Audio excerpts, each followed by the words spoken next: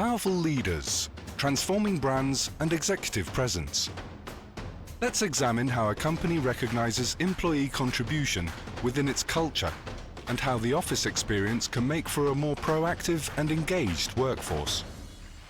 Moderated by Robin Pratt, Impact Consulting, Keith Caruana, Kindred, Alex Kornilov, Bettergy, Francina Moiser, Nichols Moiser.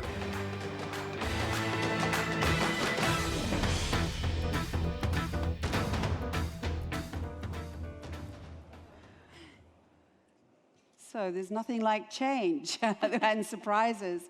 So hi everyone, my name is Robin Pratt from Impact Consulting, and it's a pleasure to facilitate this panel. I'd like to my co-facilitators to introduce themselves, please. Hello, hi, good morning. My name is Keith. I am the Facilities Manager for Kindred, and I am here to discuss the subject. Thanks a lot for inviting, and also would like to welcome my fellow panel. Yep. Thank you. My name is Alex. I'm CEO of Bettergy, and we work with data analytics, data processing, so a lot of innovation in the industry related to sports and media and betting itself. So that's what we do. Hi again, everyone. I'm Fran with iGaming Elite and Nichols Moisa. We are a headhunting business focused on disruptive digital sectors and the gaming sectors as well. So I'm glad to be back on the stage again. Yes, so we've got quite a diverse representation, I think, and I'm going to be talking a little bit later about culture, and I think that leadership obviously plays a big role. We've talked about it a lot this morning in how to effectively engage such a diverse workforce. Fran, you had some thoughts we were talking about before on what you feel really can engage employees. Yes, I'm not sure like I said to you, I'm not sure I'm the best person to talk about this, but there has been a lot of emphasis, at least in the last 5 years, I would say, predominantly on company culture and employer branding. And it is great that companies are given an identity that individuals working there can oxymoron a bit, identify themselves with. However, I think that at the same time, we kind of, went a bit too far out into creating a corporate persona. And, have we lost diversity by that? Have we lost potential individuals that, don't necessarily resonate immediately with the, image you've got in front of you? So an example that I would give is, for example, there's company A and company B. Let's say they do sales, whatever it is. Company A is very aggressive in the marketplace. You see them everywhere. Company B is a lot quieter. They go maybe through referral systems, account management more and things like that. And how is that employer branding actually portrayed in the market? Where will people instantly know that they fit or they don't fit? Because if you look at employer branding throughout, you will see 4 major similarities, which is all of them speak about values. So integrity, transparency, honesty, and innovation. But how does that translate in the service? What is the actual meaning behind those? This is where I'm a bit, skeptical. Are we doing it the right way? Or have we lost ourselves along the way? Which is fine. We live and learn, I guess. I don't know if you've got other thoughts or... Yes, with regards to Kindred, so for those who do not know Kindred, we're one of the largest and best local companies, but we've passed through a big transition recently. So we went from around 200 employees to 485. We moved from pretty normal offices, so to say, very corporate, very, I would say, ugly offices, to one of the best offices on the island. And we've passed through this. So we had to project ourselves. Okay, how are we going to project ourselves? What's the corporate identity we want to create? And how do we support that? So I would actually want to do a bit of deep dive what goes in the background of it. So the way anything from the textiles you use for the office to the experience in what you're going to offer. So if you're going to offer food, if you're going to offer, what experience would you have in the toilet? We went into that much detail, okay? I know it sounds funny, but actually the way a company projects itself is a 360-degree experience. And as you said correctly, you want to project yourself with a banking environment, so it's very corporate, very Or are you going to lose the CS guys, 20-year-old girl coming from Sweden, just having a good time? So you want to balance yourself because you need both sides. Yeah. So from a facilities point of view, which is actually my area of expertise, and obviously I joined on with HR, actually sit next to HR and we work together, and also with local management. So you need to get the back end part well, just like a website. If you don't have a good back end, you're not going to project yourself well. Okay, you might keep a face, but all will collapse when you start recruiting people and they start complaining about this and about that, and managing expectations. So obviously, and again, employer branding, so I have to work very well with marketing. So you have to level up. We have this kind of saying within my team, and we look at facilities from a very technical point of view, which is quite a new area locally. We have global facilities, have soft services, hard services, and all that. But we cannot lose track of what we want to project, and we under-promise and over-deliver the employee experience. And that's what we have been working very hard with. And in collaboration with Malta management, all the different, a CS agent requirements, totally different from, let's say, head of payments. Okay, so even what they envision with regards to schematics, colors, experience, and it all boils down to the way we coordinate between us and having one point of contact overseeing the whole employer branding, marketing, HR experience, the onboarding process. So making sure that all are in line, which is the bit difficult part, because we are all busy in our area. So giving me information to be able to oversee everything and coordinate and discuss is quite difficult. So we are working on this, and I think that's what I wanted to share from my experience. I don't know if you face similar situations. And I'll just go from a completely different side, because you're talking about big teams, structured work, assigned, HR plan. And in my case, we do innovative solutions and data analytics.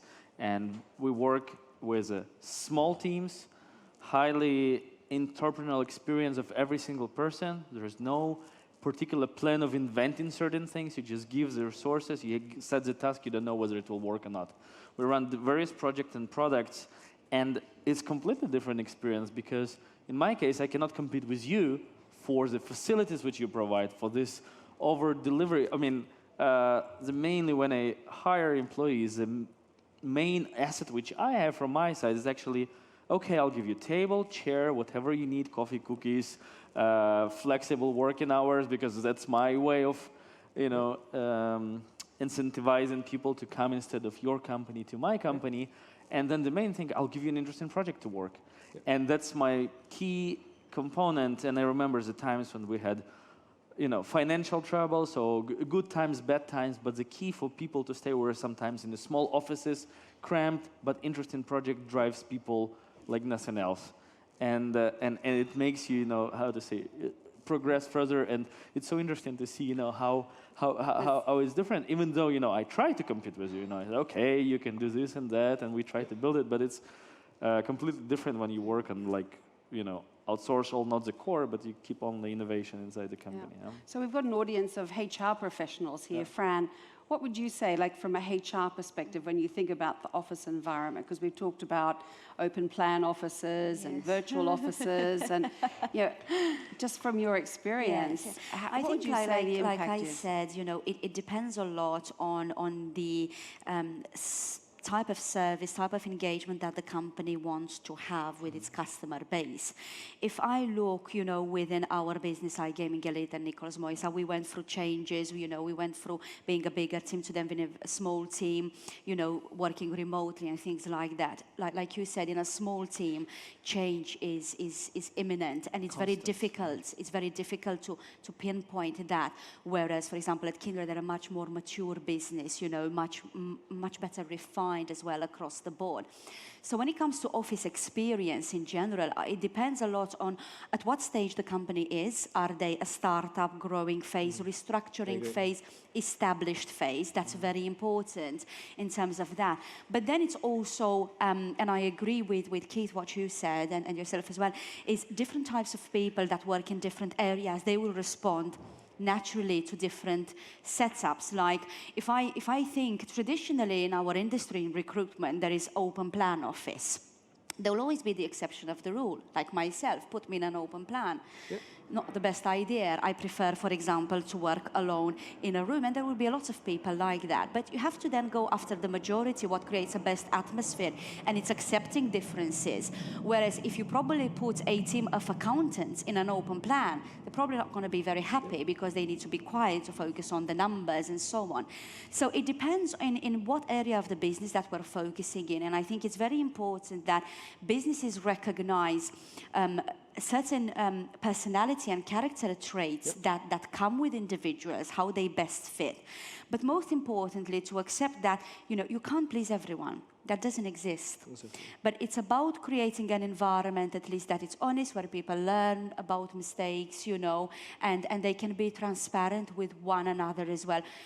Some people will stay, others will not. It's part of life. Not for everyone, is but it? as long as, it's like, a shark, swims forward and a crab goes sideways. It's where you're going as a business, forward or sideways. Exactly. I was going to say, as a facilities manager, how do you overcome this different functions and different types of mindsets? Yes, I think exactly. So from a facilities kind of an office experience kind of view, these are all discussions which are extremely healthy. Recently, I was in a conference in Amsterdam, and it was a facilities conference. So we have the top Forbes 500 companies and all explaining about their office experience. And there's this huge divide between an open office or a closed office, or between a super colorful office or against. So these are all arguments that go in. So, but what I think it boils down to is the human instinct of listening. That's number one. So you want to listen. You want to listen systematically. So if you have data, so if we do surveys and they are analyzed, they're anonymous, but they're analyzed department by department. Meta was speaking before me, so we do a great place to work. So you just need to listen. And then need to, obviously, if you only want to create something that you want to be friends with everyone, that means you stand for nothing. Yeah. You stand for nothing. So basically what you need to know is also have a business strategy and say, okay, I want to align to this business strategy, but I want to remain diverse. And there's also a lot of reasons why that can shift, the reasons why you want to go for a dynamic workplace. If you're going to pay 4 or 5 square meters per employee forever, as a company grows from 1,000 to 2,000, the OPEX growth is going to continue growing, and that's not sustainable.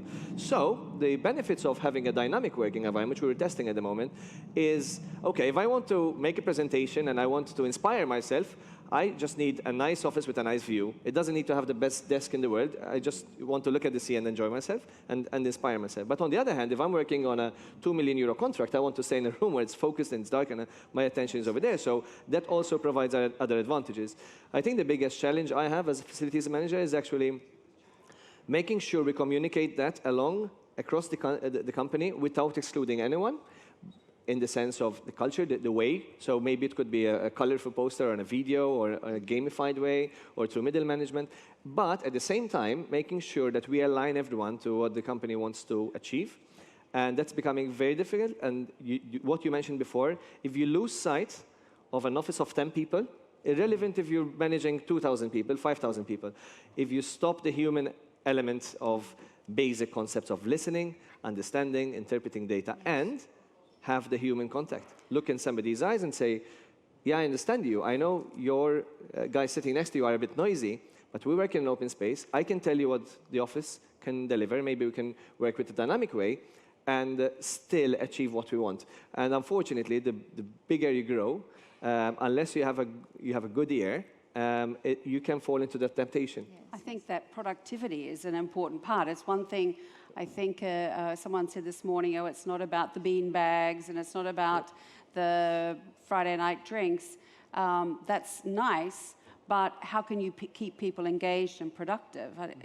Alex, you've got to... You see, I have interesting thing, because we have a smaller team internally than externally. Yeah? So we outsource everything what is not core development or anything what is not core, so we keep only innovation inside an APU. So we create IP all the time, and that's what is the core. And in our case, the problem which we face with, is that you need to motivate not only your team, but also the external team. Exactly. And you can do it only via telecommunication. So what is vital here is actually to send managers of company to bring the culture further in communication, and even have a joint events or set the events by your team and your values for other teams and your values. And I found it I saw it so many times when you are not communicating the values and explain what we're doing to external people, even though they get a technical task what to do, it saves like twice the time coming there actually talking to them, explaining the process so they understand the business process behind, even though if they do pretty simple job. Yeah. And then it's like really, really working. You know? But it's a challenge always. I think you bring up a good point, because many of the iGaming organizations, it's a virtual world, isn't it? So the office environment is actually a sort of a virtual environment. So how do you deal with There's this? a millennial outlook as well to things, which sometimes we tend to skip it. So the psyche of a millennial, or let's say the young generation, or people who are extremely digital, is that you want everything here, now. I want it my way. It has to respect that the whole entire globe is walking around 3 centimeters away from my body. So if you give a bespoke approach, not necessarily a bespoke solution, but a bespoke approach to a solution, I think it's our attention span is 30 seconds. Yes. So if your message is longer than that, you're not going to lose that person. Yes. So irrelevant of what it is. And obviously we cannot forget that facilities support the business. So we are not central to the business. We, in the Maslow's hierarchy of needs, we make sure people are not there today. They eat, they focus, and they function. But our support role to the business is remove everything else, every distraction that they have, and help them focus on the task at hand. Yeah. So that's my mission statement. So just to wrapping up, Fran, from your perspective on dealing with that virtual environment and perhaps the millennials, any thoughts? It's like we said, it's different types of people will respond to different things along the way. There isn't a universal recipe for success, and you should do things like this and you're guaranteed success. It's trial and error a lot of time. And what you've mentioned earlier, Keith, as well, was the fact that, you need to have a direction and a strategy, but sometimes that can change. Businesses can change their minds, they can adapt, they can reconstruct, take things in a different way. And it's about, like I say, what people identify themselves with.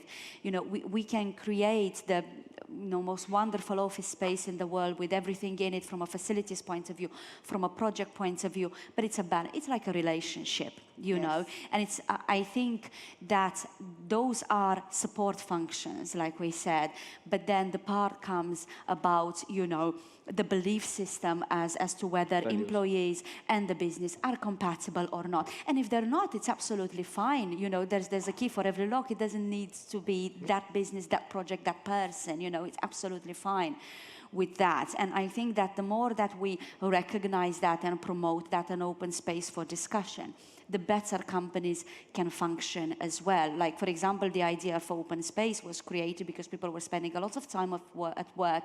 They were feeling disengaged from their social life. So open plan and all of these, extras were created in order to create that social environment and to give, a sense of belonging as well. But then there's also too much of something as well, I think. Yeah. So just in wrapping up, any other last points? Just let's make an impact, because at the end of the day, when people are at the end of their careers, they say, okay, I wanted to make an impact, and let's create a space for them to make an impact based on company values and build on trust. That's what I say. Alex, any last wise words? For me, the most important is actually to give a person something where he can develop. If there's something he can come to work with a mission and vision, and he can realize himself. The rest is important, but the first, should be the core. Any last words, Fran? Agreed with Alex. Agreed. Yeah. No, I think it's basically, it's not one size fits all, is it? No. It's really about how to be most productive, engage your workforce in the most meaningful way, which feels true to them, but also makes sense for the business. So thank you so much, my fellow panelists, and thank you very much. Thank you. Thank you.